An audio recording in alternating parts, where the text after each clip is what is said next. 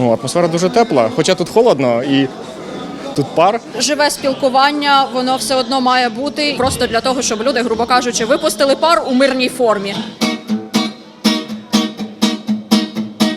Ми берем простий мотив і слова душевні, щоби нам тут в бомбосховищі було зашибенно.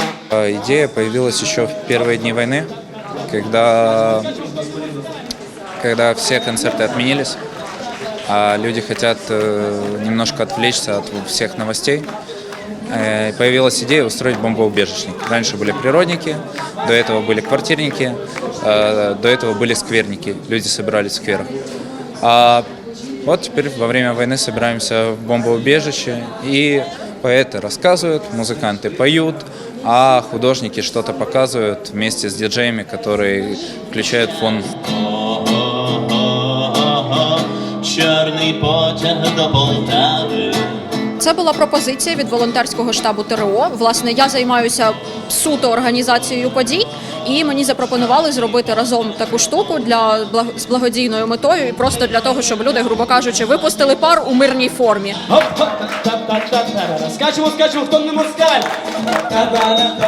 Багато людей чули цю прекрасну новину, коли, якщо не помиляюся, на Херсонщині 3, здається, окупантів насмерть покусали українські бджоли. І назва бомбідарій, власне, віддає шану прекрасним українським комашкам, тому що бомбідарієм називається гніздо джмелів. Як правило, воно розташоване під землею, власне, де ми зараз і знаходимось. Організатори цього заходу – це, власне, творче об'єднання «Порода» і волонтерський штаб ТРО Кривого Рогу. Музыканты у нас собрались разные, начиная от уличных музыкантов, заканчивая ребят с музучилища, рокеров, джазовиков, а также ска-бендов, беженцы, люди, которые переселенцы. С нами все участвуют. Мы людям помогаем отвлечься, психологически поднять дух. В нас сьогодні хіп-хоп, в нас сьогодні акустика, в нас сьогодні пост-рок, в нас діджейські сети, в нас іще не було ніколи такої прекрасної мішанини, в нас сьогодні поезія. І також тут зараз працюють криворізькі майстрині, в яких можна придбати їхні різні вироби, їстівні і не дуже. І, власне, ці всі кошти, так само, як і внески за вхід, відправляються волонтерському штабові на потреби військові і гуманітарні. Що ж ти накоїв падлюка немита? Що ж ти накоїв з людьми невинними? Як же так можна людей убивати? За що ти скажи нам? За що ти скажи нам? Ми дізналися від знайомих.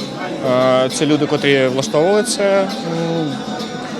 І вони покликали нас познімати і поспілкуватися, тому що зараз треба спілкуватися якомога більше, тому що дуже багато інформації від цих людей, котрі це організують, надходить і про волонтерку, і можна дізнатися, що ще можна зробити. Тому що складні часи, і це момент єднання. Дуже рада, що сюди потрапила, бо така класна атмосфера, домашня, і дуже круто зустрічати людей, яких ти вже знаєш, яких ти вже десь бачив, десь про них чув, а також бачити незнайомих людей. Виникає якесь відчуття єдності, яке зараз дуже нам потрібно кожному. Ми сьогодні бачимо і діток, і дорослих, і людей похилого віку, і поки що, здається, всім подобається. Атмосфера дуже тепла, хоча тут холодно і тут пар. Але, люди зібралися в кучу, нікого навіть не цікавить те, що тут холодно, всі кутаються в ті простирадла, котрі люди принесли, і це дуже круто. Зараз нахекаємо, буде тепло. Я думаю, зараз особливо важливо з'єднатись, що ми, власне, робимо і так, але живе спілкування, воно все одно має бути. І я знаю, що зараз багато людей через тривогу або через те, що втратили роботу, багато часу проводять удома, мало спілкуються, і це додатковий стрес до всього того, що є окрім цього. Плюс сама творчість як така є формою психотерапії. Для людей багатьох це теж дуже важливо. Я народилася в Кривому Розі, але з 13-го року живу і працюю в Харкові. І якраз напередодні повномасштабного вторгнення я приїхала провідати своїх рідних в Кривий Ріг, і тому з тих пір я тут знаходжуся в Кривому Розі. На прикладі сьогоднішнього заходу ми бачимо, що ми можемо проводити невеличкі такі збори благодійні. Тобто ми своєю музикою можемо залучати більше людей до волонтерської діяльності, включати людей, щоб люди теж не відчували себе в цій ситуації бездіяльними, так? Хоча б копієчкою якоюсь, але ви можете допомагати. Знайомимося на фестивалі, потім ці зв'язки будуть нам всім допомагати. Наприклад, мій сьогоднішній діджейський сет, він зібраний повністю з треків, електронних треків українських наших продюсерок та продюсерів. Деяка частина з них написана вже саме під час війни. Мені здається, що це дуже символічно грати цю музику буде зараз, бо багато з неї прийшло з Харкова, з Харківської області, з Донеччини.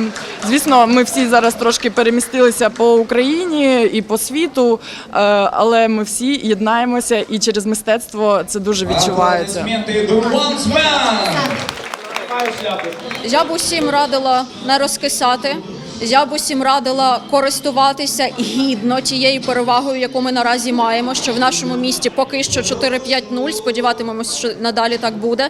І ми маємо гідно цим скористатися, ми маємо підтримувати одне одного, ми маємо допомагати людям з інших міст, яким пощастило менше, ми маємо з'єднатися. І ми маємо розуміти взагалі цінність цього, що відбувається, маємо згадувати свою мову, своє коріння і підтримувати культуру. Організатори та організаторки благодійного міні-фесту «Бомбідарі» стверджують, наша зброя – мистецтво у будь-яких його проявах. Тож разом прямуємо до перемоги. Слава нації! Україна!